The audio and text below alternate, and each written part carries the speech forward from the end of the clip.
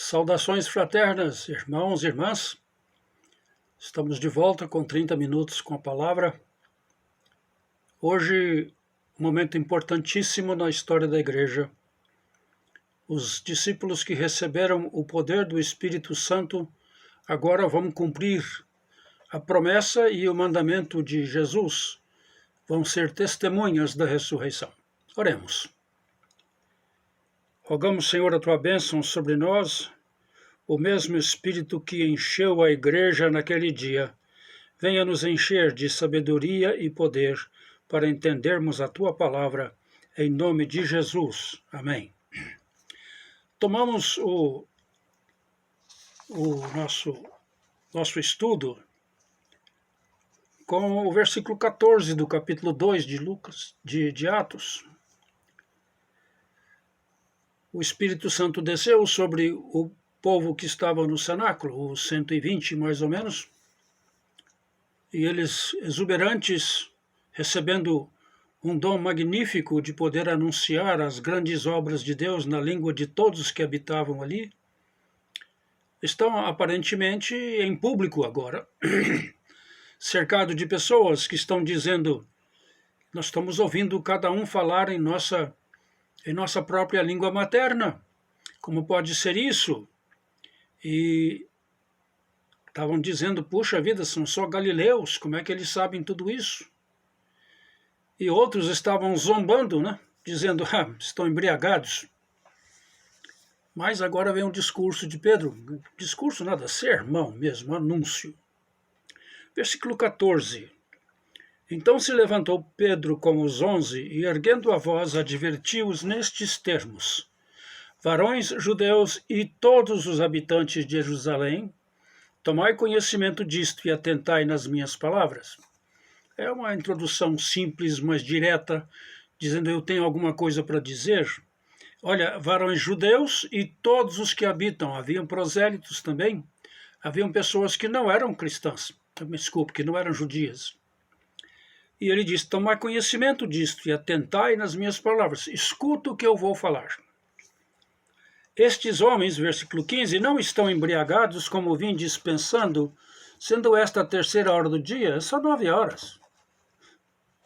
Como é que eles podem estar embriagados? Agora, Pedro vai dizer uma coisa importante: mas o que ocorre é o que foi dito por intermédio do profeta Joel.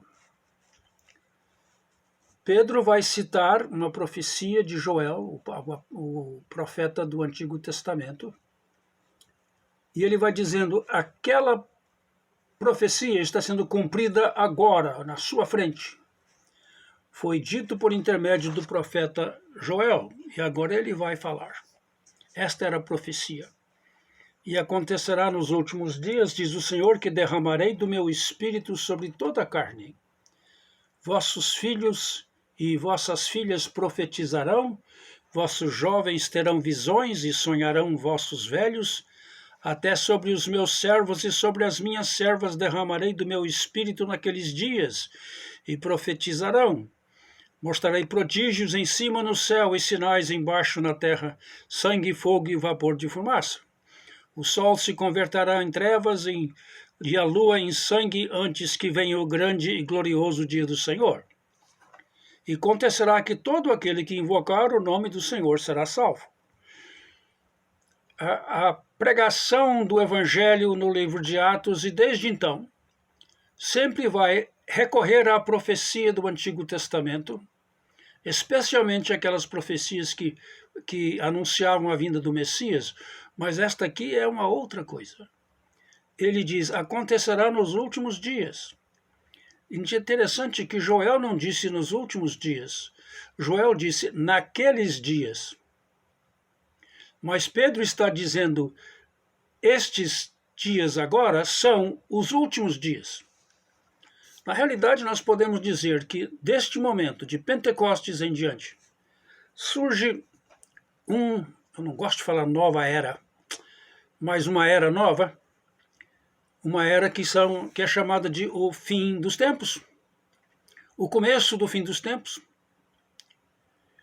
O Antigo Testamento, a sua era foi fechada na crucificação e ressurreição de Jesus. Fechada para sempre. E agora está a era nova, a era do Espírito Santo de Deus, a era da misericórdia de Deus sobre toda a terra. E o que ele diz? Nestes últimos dias, diz o Senhor, derramarei do meu Espírito sobre toda a carne. Antes, o Espírito Santo era derramado sobre pessoas pontualmente, especificamente, para obras específicas. O Antigo Testamento está cheio destas obras e pessoas que foram cheias do Espírito. Um exemplo interessante é Sansão, Gideão, Josué, Moisés, os 72 que receberam a unção do Espírito no deserto. Vossos filhos e vossas filhas profetizarão. Não os anciãos só, mas os filhos e, olha aqui, as filhas. As filhas. O interessante é que Lucas sempre enfatiza como Deus inclui as mulheres. Agora eles estão dizendo, todo mundo, toda a carne vai ter esse derramamento do Espírito do Senhor. Filhos, filhas vão profetizar. Jovens terão visões e sonharão vossos velhos. Tudo linguagem para dizer, o Espírito Santo vem com seus dons sobre toda a carne. Alguns gostam de dizer que da agora em diante o Espírito Santo está agindo poderosamente em toda a terra. Eu concordo.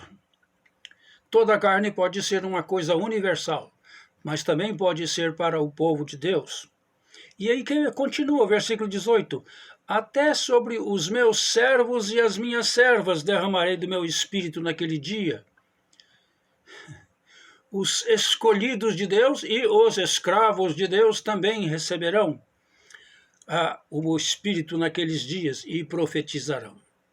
Então é uma profecia sendo cumprida, diz Pedro, sobre toda a carne. Vocês estão vendo esses 120 aqui, profetizando, falando em voz alta, glorificando a Deus nas suas próprias línguas, sem saber o que estão falando, sem dúvida.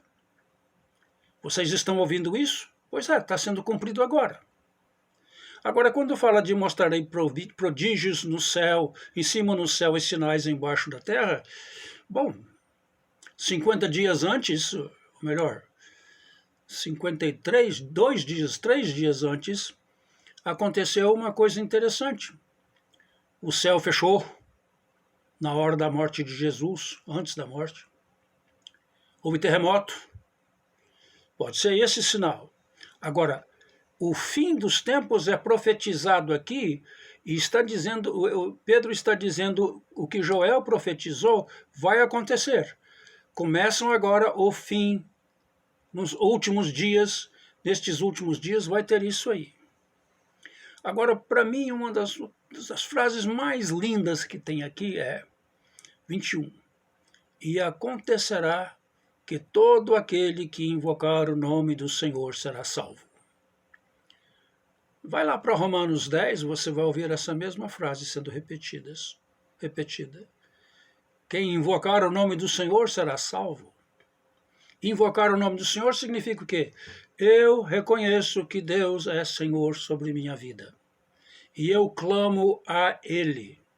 Abraão, quando ergueu um altar, ele invocava o nome do Senhor, que o chamara. Toda vez que invocamos o nome do Senhor, nós estamos dizendo, estou sob teu domínio, sob a tua soberania. E aqui todo aquele que invocar o nome do Senhor será salvo. Agora, o prelúdio do sermão está aí, o exórdio. Agora vem o que ele vai falar. 22. Varões israelitas, atendei a estas palavras. Jesus o Nazareno, varão aprovado por Deus diante de vós com milagres, prodígios e sinais, os quais o próprio Deus realizou por intermédio dele entre vós, como vós mesmos sabeis, sendo este entregue por determinado desígnio e presciência de Deus, vós o matastes crucificando-o por mãos de iníquos, ao qual, porém, Deus ressuscitou, rompendo os grilhões da morte, porquanto não era possível fosse ele retido por ela. O começo do anúncio do Evangelho é Jesus. Como é que ele diz? Atendei a essas palavras. Segunda vez ele está falando, preste atenção. Jesus o Nazareno, que vocês conhecem, vocês testemunharam, vocês ouviram, vocês o viram, vocês foram curados por ele, vocês aclamaram ele como o grande Messias que entraria em Jerusalém para libertar. Vocês já sabem tudo sobre ele. O Jesus Nazareno, varão aprovado por Deus, diante de vós com milagres, prodígios e sinais. Deus provou para eles que Jesus veio de Deus. Quais sinais? Os quais o próprio Deus realizou por intermédio dele entre vós. Pedro está dizendo que Deus agiu através de Jesus no meio de vocês, como vós mesmos sabeis. Não é notícia nova, não, é notícia velha, eles sabem isto. E agora ele vai dizer, este Jesus sendo entregue pelo determinado desígnio e presciência de Deus, vós o matastes, crucificando-o por mãos iníquos. A morte de Jesus não foi acidental. Em nosso estudo de Lucas, nós vemos como Jesus controlou tudo. Em João isso fica mais claro ainda. Tudo controlado para que ele fosse à cruz. Ele foi entregue pelo determinado desígnio e presciência de Deus.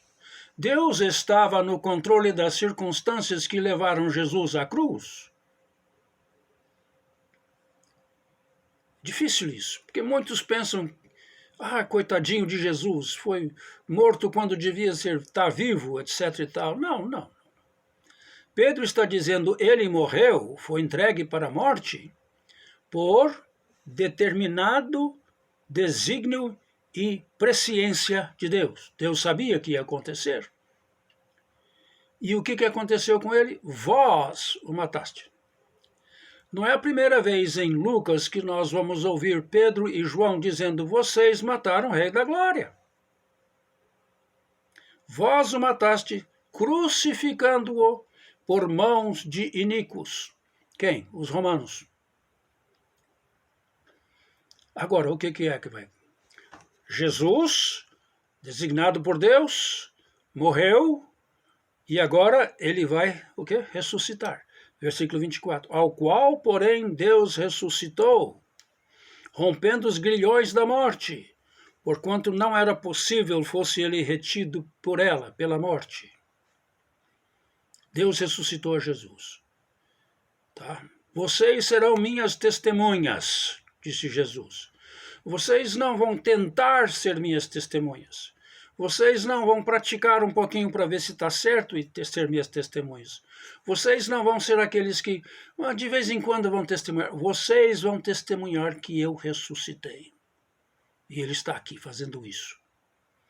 E agora Pedro vai dizer, ele ressuscitou segundo as Escrituras, como diz Paulo mais adiante.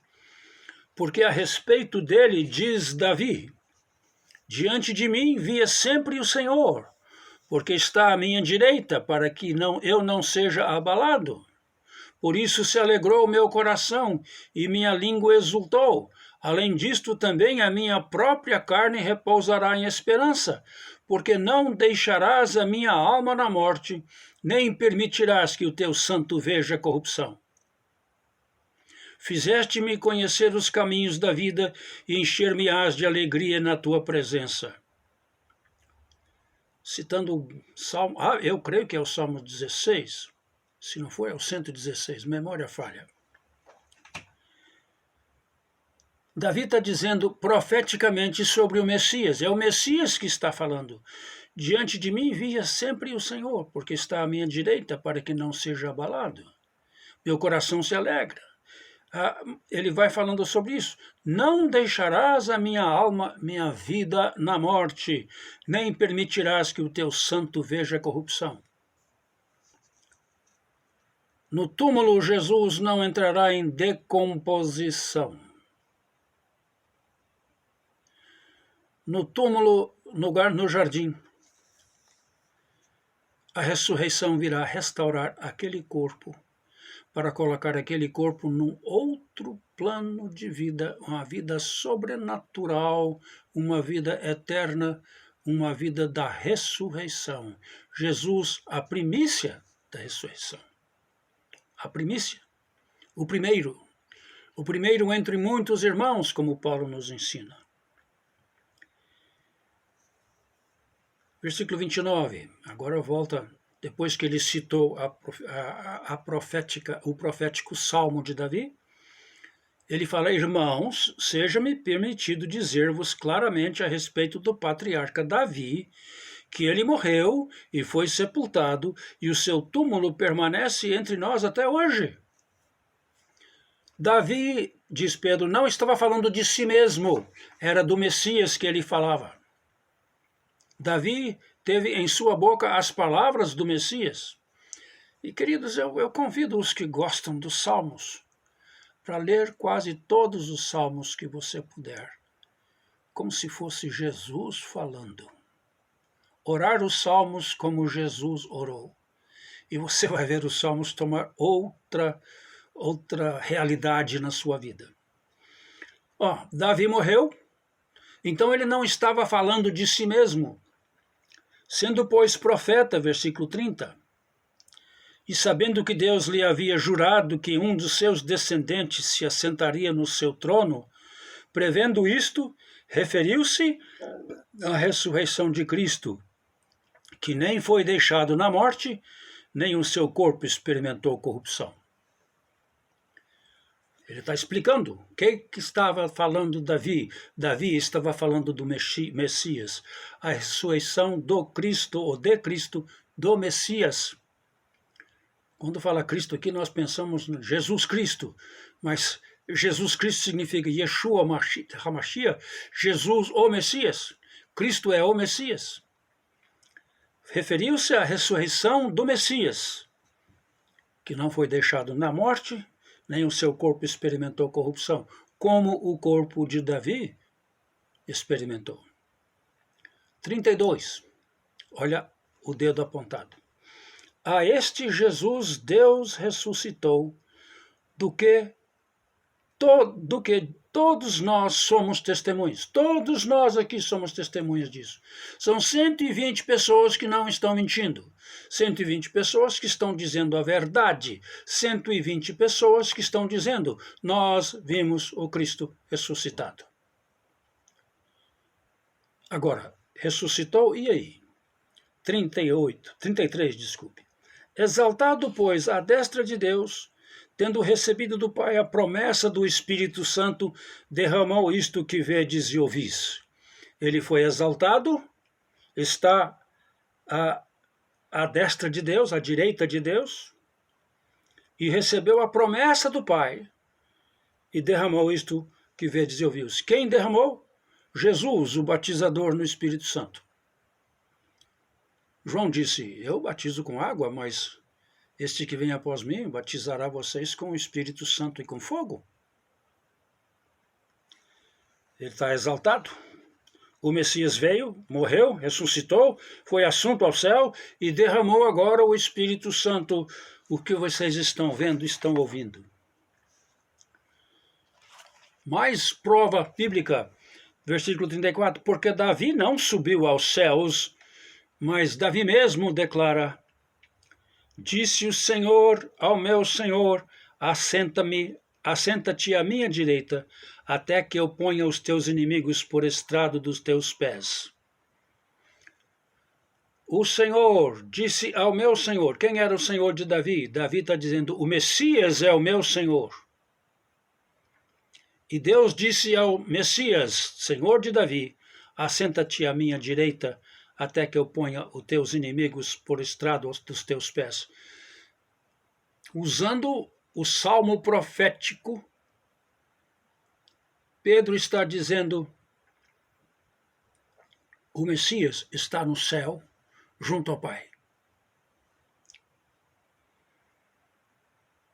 36. Esteja absolutamente certa, pois, toda a casa de Israel, de que este Jesus que vós crucificastes, Deus o fez Senhor e Cristo. Deus fez desse Jesus que vocês mataram o Messias. Tinha feito antes, mas agora confirmou. Confirmou pela sua vida, sua obra, os sinais e prodígios, confirmou pela sua morte, confirmou pela sua ressurreição, confirma pela sua ascensão e confirma agora pelo envio do Espírito Santo que ele mesmo, o Messias, envia sobre estes. Sermão bom, hein? Forte, direto ao ponto, usando profecias e tudo. 37. Ouvindo eles estas coisas, compungiu-se-lhes o coração, e perguntaram a Pedro e aos demais apóstolos: que faremos, irmãos? Eu sempre gosto de falar assim: queridos, o ônibus do Messias passou e nós perdemos o ônibus. O que nós fazemos agora? O Messias foi embora, o que nós vamos fazer?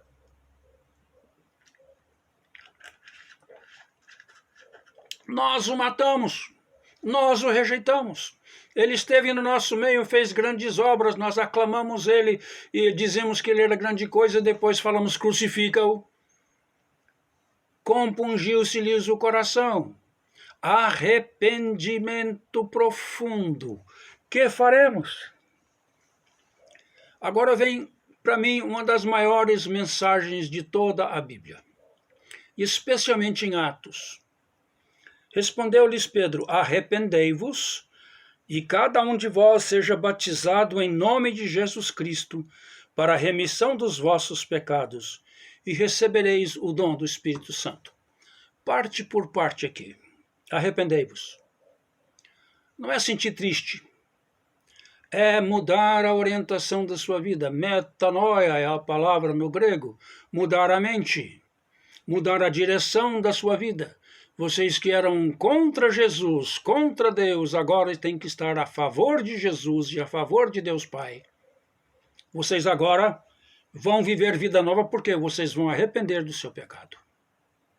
E cada um de vós seja batizado em nome de Jesus Cristo.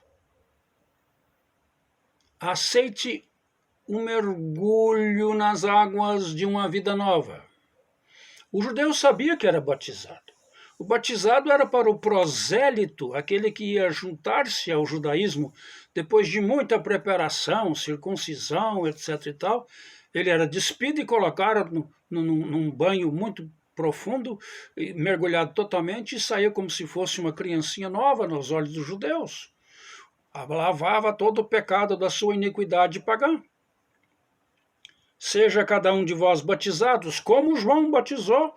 Sejam batizados não em nome de João, sejam batizados em nome de Jesus Cristo. E aqui está a chave. Para quê? Para remissão dos vossos pecados. Queridos, queridas, como é que um judeu em Jerusalém teria remissão de seus pecados? Ele compraria o animal certo, o animal que fosse fiscalizado pelos sacerdotes para não ter nenhuma ruga, nenhuma mancha, nenhuma imperfeição. Chegaria ao sacerdote, imporia as mãos sobre a cabeça, dizendo: aqui estão os meus pecados neste animal, tomaria o cutelo e cortaria o pescoço, degolaria o pescoço do animal. Daí para diante o sacerdote pegaria a bacia e o sangue, e o sacrifício era preparado e queimado. Era assim que se remia pecado.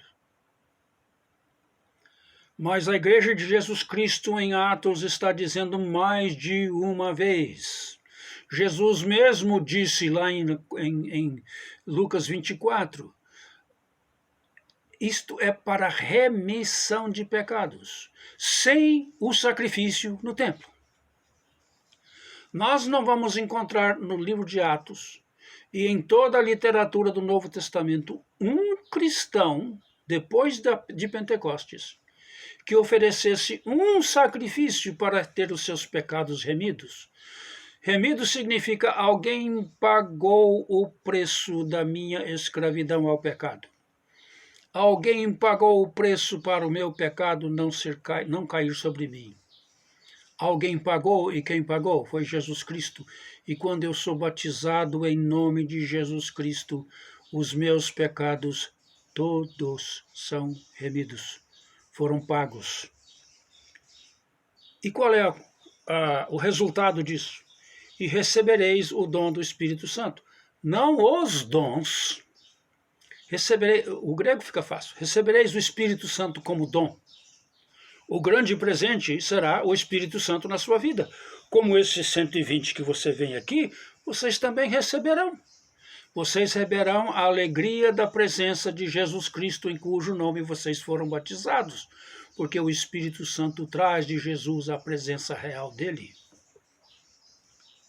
Pois para vós é a promessa. Qual promessa? Derramarei do meu Espírito sobre toda a carne. Para vós é a promessa. Qual é a promessa? Remissão dos pecados. Receberei. A promessa é qual é a promessa? A promessa é vida nova em Jesus Cristo. Mas para vós outros é a promessa. Para vossos filhos e para todos os que ainda estão longe, leia-se, os gentios. O anúncio universal da igreja, desde o começo, está aí. Isto é, para quantos o Senhor, nosso Deus, chamar. Deus há de chamar um povo. E a promessa é essa, vocês receberão. A presença real de Cristo, vocês farão parte dele. Batizados em Cristo. Com muitas outras palavras deu testemunho e exortava-os, dizendo, salvai-vos desta geração perversa. Quer dizer, o sermão que nós temos é um resumo, não? Então, versículo 41, os que lhe aceitaram a palavra foram batizados, havendo um acréscimo naquele dia de quase 3.000 pessoas. Um estrondoso começo para a igreja. Como eu falei, em Pentecostes eu gostava antigamente de colocar um bolo lá na mesa da comunhão e acender uma vela e cantar parabéns para a igreja. Aqui está a igreja. Jesus disse, não saiam da cidade, fiquem até que vocês recebam o poder do alto, serão minhas testemunhas aqui em Jerusalém, logo os verão em toda a Judéia, Samaria, e até o fim de Atos, os confins da terra. E hoje, nós aqui, em Caldas Novas, em qualquer lugar que você esteja ouvindo, nós aqui, recebendo o dom que é o Espírito Santo, recebendo a presença real de Jesus. Que magnífico começo.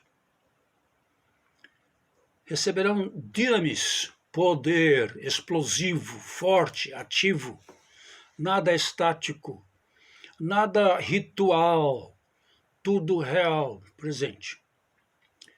Na semana que vem, com a bênção de Deus, nós vamos dar uma olhadinha no restante do capítulo e entrar no capítulo 3. Se for possível, eu quero passar para vocês um estudo que eu vou gravar sobre as diferenças, melhor, contrastes entre Calvário e Pentecostes. Até semana que vem, meus queridos.